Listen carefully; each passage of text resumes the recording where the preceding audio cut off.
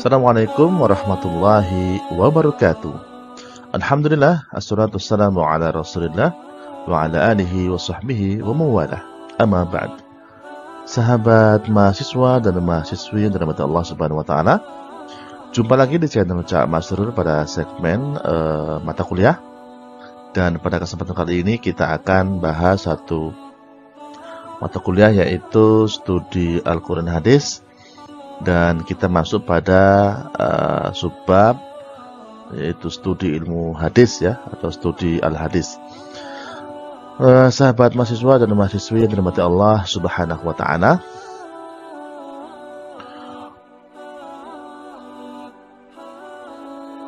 berbicara masalah ilmu hadis, tentu ini mungkin di sebagian kalangan sarjana, kalangan para penuntut ilmu, ini merupakan materi yang ringan atau materi yang sudah lazim dibahas ya, seperti itu mungkin di pesantren atau di lembaga-lembaga pendidikan yang fokus pada studi-studi ilmu syariah ya, atau ulumul syar'iyyah. Dan mungkin juga di sebagian para penuntut ilmu ini merupakan ilmu yang cukup berat ya, karena membutuhkan konsentrasi penuh, kemudian juga harus memahami istilah-istilah dalam bahasa Arab yang kaitannya tentang ilmu atau studi ilmu hadis. Pelan-pelan saja kita akan bahas ya, mudah-mudahan kita bisa memahami dengan baik, dan harapannya tentu menjadi khasanah keilmuan kita, menambah khasanah keilmuan kita dalam bidang ilmu hadis.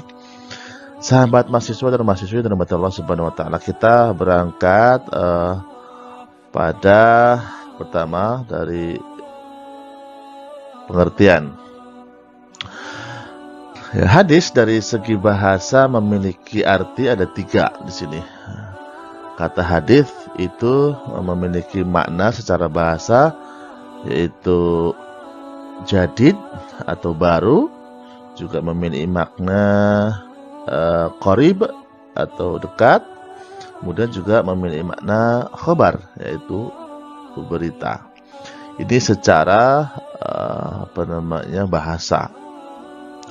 Adapun secara istilah ya, menurut ulama hadis, yaitu bahwa hadis itu merupakan segala sesuatu ya, perkataan, segala sesuatu atau segala perkataan atau perbuatan ya, atau ketetapan dan segala sifat atau perilaku Nabi Sallallahu Alaihi Wasallam.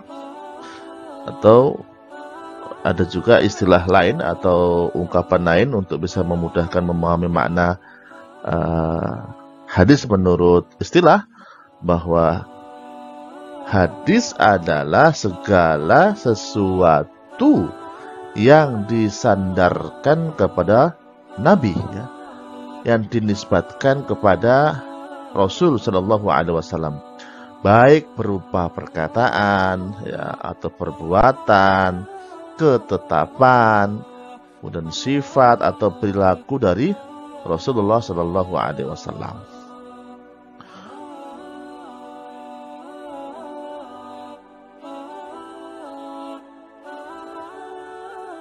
Sahabat mahasiswa dan mahasiswi dirahmati Allah Subhanahu wa taala, ada kata lain yang dimaknai juga sama dengan hadis ya, ada atau nama lain daripada makna hadis, dan ini juga sering digunakan oleh para dai-dai ya, menggunakan istilah ini, sinonim daripada makna hadis.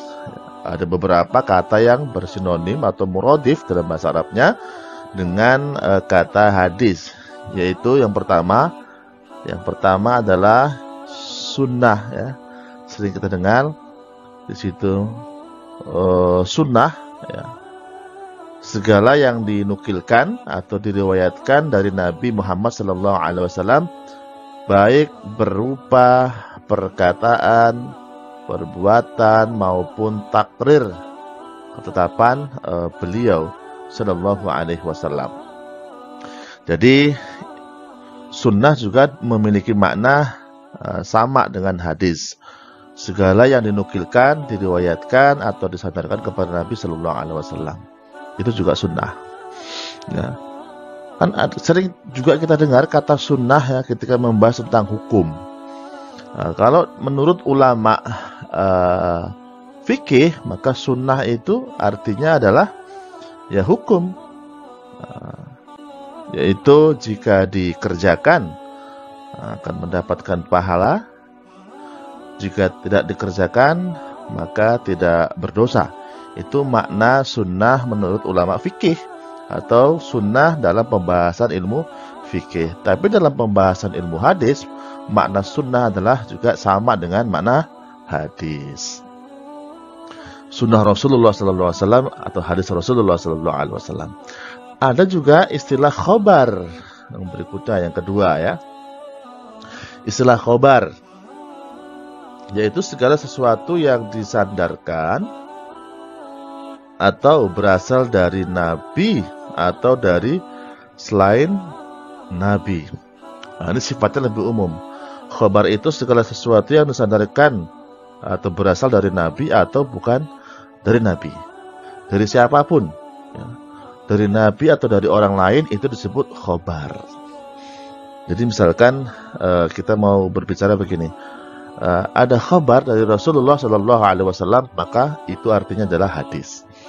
Tapi kalau kita untuk menjelaskan makna selain hadis tapi menggunakan kata khobar, seperti contohnya ada khobar dari pimpinan kita, nah, itu artinya bukan hadis, berarti yaitu maknanya adalah khobar atau kabar, informasi begitu ya. Jadi kabar itu dari bahasa Arab yaitu khobar, yaitu berita begitu. Kalau beritanya dari Nabi itu berarti artinya adalah hadis. Tapi kalau beritanya, kabarnya dari selain Nabi, misalkan dari orang lain selain Nabi, maka itu bukan hadis berarti. Ya kabar berita biasa begitu. Kalau disebutkan kepada ada khobar dari sahabat, nanti artinya di situ berarti asar dari sahabat. Atau yang ketiga ini, yang ketiga itu yaitu athar atau segala sesuatu yang berasal dari Nabi atau dari selain Nabi Sallallahu Alaihi Wasallam. Dan ini juga sering pakai istilah athar ini untuk menisbatkan kepada sahabat. Misalkan athar sahabat, yaitu kabar atau informasi yang datang dari para sahabat. Tapi juga memiliki makna hadis jika athar ini disandarkan kepada Nabi. Misalkan ja'al athar bin Nabi sallallahu alaihi wasallam, telah datang athar dari Nabi. Berarti artinya athar di sini adalah yaitu hadis Nabi sallallahu alaihi wasallam.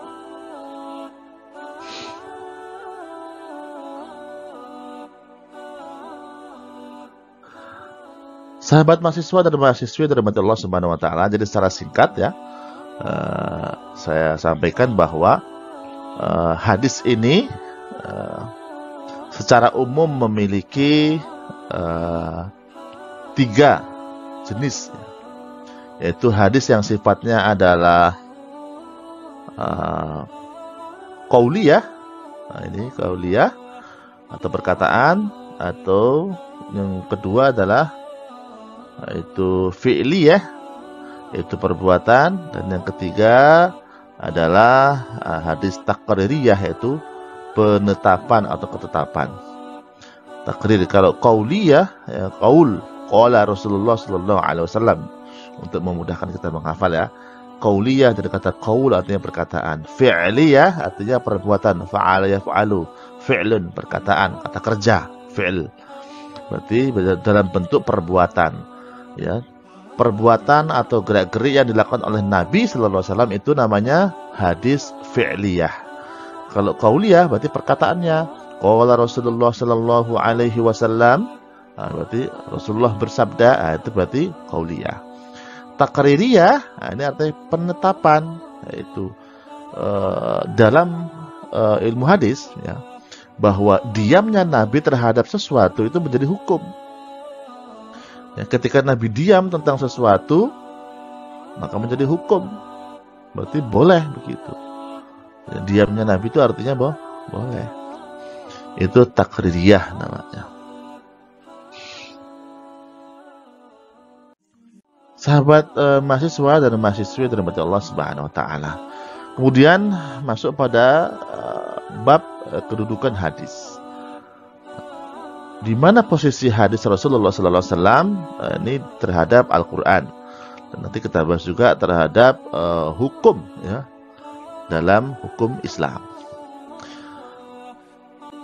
Hadis merupakan penafsiran Al-Quran dalam praktek penerapan agama Islam secara faktual dan ideal, sehingga hadis berkedudukan sebagai sumber hukum Islam kedua. Ya, Islam kedua. Jadi hadis ini merupakan sumber hukum Islam yang kedua. Adapun fungsinya, fungsi daripada hadis ini adalah yang pertama adalah sebagai bayan takrir. Bayan itu penjelas, takrir memperkuat dan menetapkan hukum-hukum yang telah ditentukan dalam Al-Quran.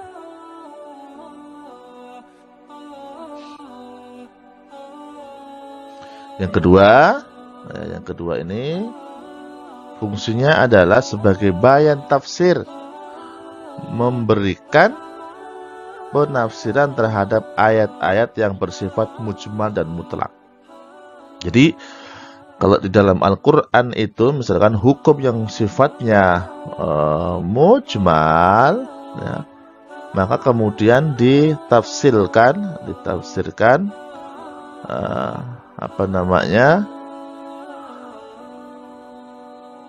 penjelasannya itu melalui al-hadis.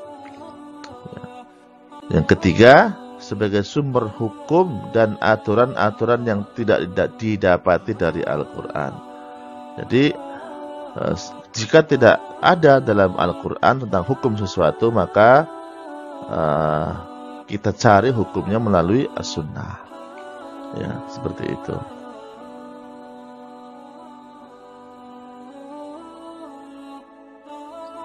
Berikutnya, ya, hadis sebagai sumber ajaran Islam. Apa kemudian hujahnya? Yaitu dalam surat Ali Imran ayat 32, Allah Subhanahu wa taala berfirman, A'udzu billahi minasyaitonir rajim. Bismillahirrahmanirrahim. Qul atii'u Allah war rasul fa in tawallaw fa innallaha la yuhibbul kafirin. Yang artinya, katakanlah, taatilah Allah dan Rasulnya. Jika kamu berbalik, maka sesungguhnya Allah tidak menyukai orang-orang kafir. Berikutnya dalam surah Al-Hasyr, A'udzubillahi minasyaitonirrajim. Wa ma ataakumur rasulu fakhuduhu wa ma nahakum anhu fantahu. Artinya, apa yang diberikan Rasul kepadamu, maka terimalah, dan apa yang dilarang bagimu, maka tinggalkanlah. Surah Al-Hasyr ayat 7. Sahabat mahasiswa dan mahasiswi dan rahmati Allah Subhanahu wa taala. Masuk kemudian pada bab struktur hadis. Jadi hadis itu memiliki bagian-bagian ya, struktur dalam hadis. Ini perlu dipahami teman-teman semua agar kita tahu dalam bagian hadis itu terdiri dari ada sanad, ada matan, ada rawi. Ya, gitu. Yang pertama adalah sanad. Apa itu sanad? Bukan sunat ya. Nanti kalau sunat maknanya beda. Sunat artinya nanti kalau dalam bahasa Indonesia khitan. Ya. Secara bahasa, sanad ini adalah sandaran yang kita bersandar kepadanya. Sanad yaitu sandaran. Sedangkan menurut istilah, jalan yang dapat menghubungkan matanul hadis kepada Nabi Muhammad SAW. Jadi kalau kita sering mendengar atau membaca hadis gitu ya, an Abi Hurairah radhiyallahu anhu, maka Abi Hurairah atau Abu Hurairah di situ adalah statusnya sebagai sanad, gitu ya. Yaitu silsilatur rijal. Sebenarnya kalau kita mau baca langsung dari kitab induknya, misalkan dalam Sahih Bukhari itu tidak hanya an Abi Hurairah radhiyallahu anhu atau an Amirul Mukminin Umar bin Khattab radhiyallahu anhu, tidak. Itu kan sebenarnya dipotong ya. Dipotong di level sahabat langsung kepada Rasulullah SAW. Sebenarnya kalau dibaca di buku induknya di Sahih Bukhari atau Muslim itu, maka an fulan rawaina an fulan sampai kepada an Rasulullah sallallahu alaihi wasallam. Ya, jadi fulan sampai ke Abu Hurairah radhiyallahu anhu anin Nabi sallallahu alaihi wasallam, begitu. Jadi silsilah para rijal, orang-orang yang meriwayatkan dari fulan ke fulan sampai kepada sahabat, sampai kepada Rasulullah SAW, itu namanya sanad. Ya. Jalan yang dapat menghubungkan matan hadis kepada Nabi Sallallahu Alaihi Wasallam. Yang kedua matan. Setelah sanad tadi Abu Hurairah radhiyallahu anhu, qala. Nah, matannya itu adalah qolanya dan seterusnya, itu isinya. Secara bahasa, matan adalah punggung jalan, tanah yang keras dan tinggi. Sedangkan menurut istilah ilmu hadis adalah pembicaraan kalam atau materi berita yang di-over oleh sanad yang terakhir. Baik pembicaraan itu sabda Nabi, sahabat ataupun tabi'in. Ya. Artinya isinya. Ya. Isi daripada hadis sendiri itu adalah namanya matan. Ya, isinya. Misalkan an Amirul Mukminin Umar bin Khattab radhiyallahu anhu qala Rasulullah sallallahu alaihi wasallam, innamal a'malu binniyat. Nah, innamal a'malu binniyat dan seterusnya, itu namanya matan. Matan. Baik. Selanjutnya adalah rawi atau rawi, yaitu orang yang menyampaikan hadis atau menuliskan dalam suatu kitab apa-apa yang pernah didengar dan diterimanya dari seorang gurunya. Nah, di akhir rawahu Bukhari dan Muslim. Nah, itu namanya rawi. Siapa perawinya? Bukhari Muslim. Ya, begitu. Jadi 3 unsur yang perlu teman-teman pahami. Yang pertama adalah sanad, yaitu silsilatur rijal, ya, atau bagian pertama dalam hadis. Contohnya an Abi Hurairah radhiyallahu anhu atau an Amirul Mukminin Umar bin Khattab radhiyallahu anhu qala, gitu. Ya, itu namanya sanad. Sedangkan matan isi hadisnya, dan terakhir adalah rawahu al-Bukhari wa Muslim. Nah, itu namanya rawi atau rawi. Sedangkan orang yang menukilkan hadis dari suatu kitab atau musnad ke kitab lain disebut mukharrij. Kitab takhrij gitu ya. Takhrij hadis sering kita dengarkan istilah itu. Maka mukharrij adalah orangnya yang mengeluarkan, menukilkan hadis dari kitab ke kitab-kitab yang lain. Dari kitab Bukhari diambil misalkan untuk membuat satu tema tertentu, mengambil hadis dari Bukhari, dari Muslim, itu namanya mukharrij. ya, orang yang mengeluarkan dari kitab asli ke kitab yang lain. Itu namanya mukharrij.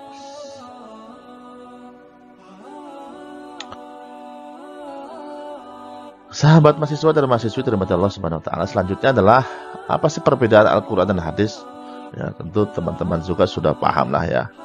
Ya, tentu beda itu kan. Yang jelas Al-Qur'an itu dengan hadis kalau bersamanya sama-sama sumber hukum Islam. Yang pertama adalah Al-Qur'an, yang kedua adalah Al-Hadis.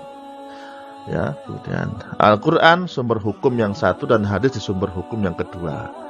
Artinya ini saling menguatkan Al-Qur'an dan hadis. Tadi kita sudah bahas Al-Qur'an itu terkadang sifatnya adalah mujmal atau secara umum dan ditafsil, ya, dirincikan melalui hadis.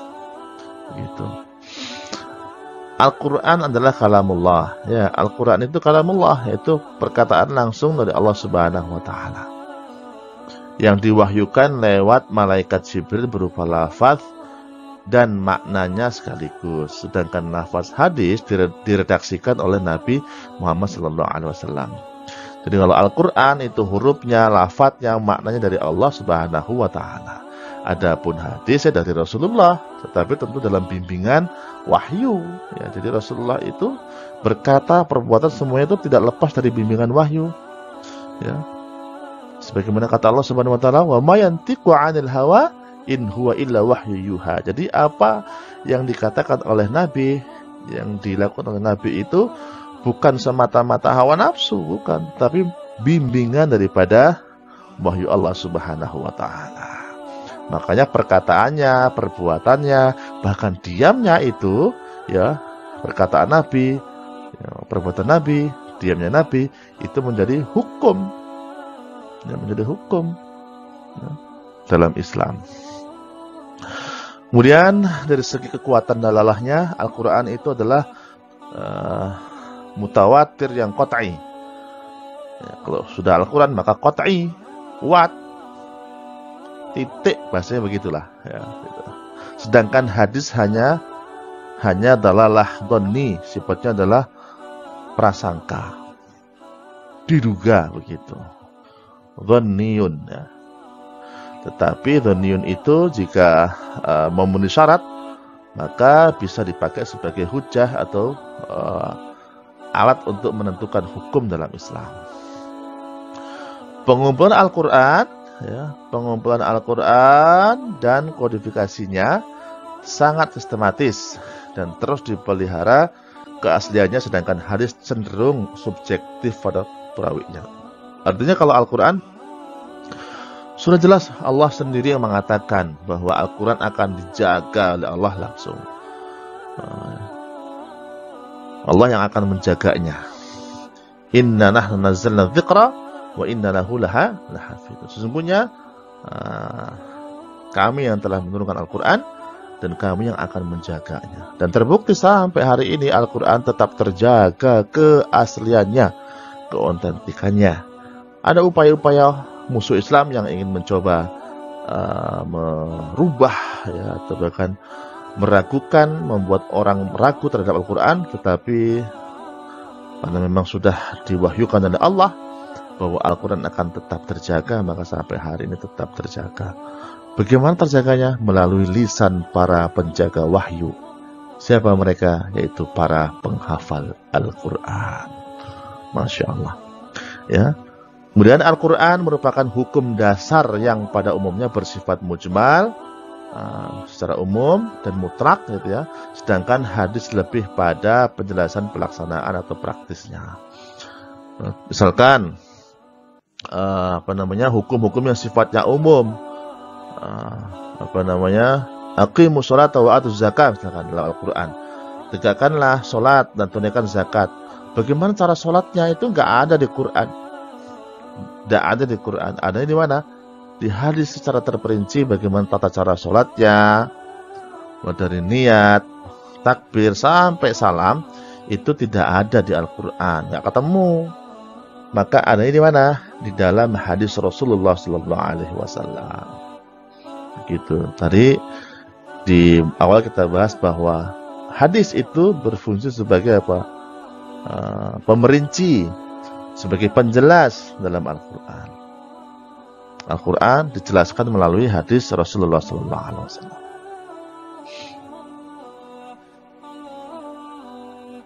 Sahabat mahasiswa dan mahasiswi dirahmati Allah Subhanahu wa taala. Ya, demikian sementara ya. Atau kita lanjutkan. Demikian sementara untuk materi kita akan lanjutkan setelah di video yang kedua, yaitu nanti kita akan bahas tentang sejarah pembinaan dan penghimpunan hadis Rasulullah SAW. Jangan lupa bagi teman-teman yang baru bergabung, silakan klik subscribe untuk mendukung channel ini. Dan jika memang kalian suka, jangan juga sungkan untuk klik like dan share untuk teman-teman semua agar menjadi amal jariah buat teman-teman dan terutama buat kami. Amin ya rabbal alamin. Mohon maaf jika ada hal-hal yang kurang jelas, nanti bisa ditanyakan di kolom komentar. Ya, jika ada hal-hal yang kurang jelas, pasti ada lah ya yang mungkin perlu ditanyakan, maka silakan ditanyakan atau langsung melalui grup kelas atau melalui Google Classroom. Terima kasih. Assalamualaikum warahmatullahi wabarakatuh.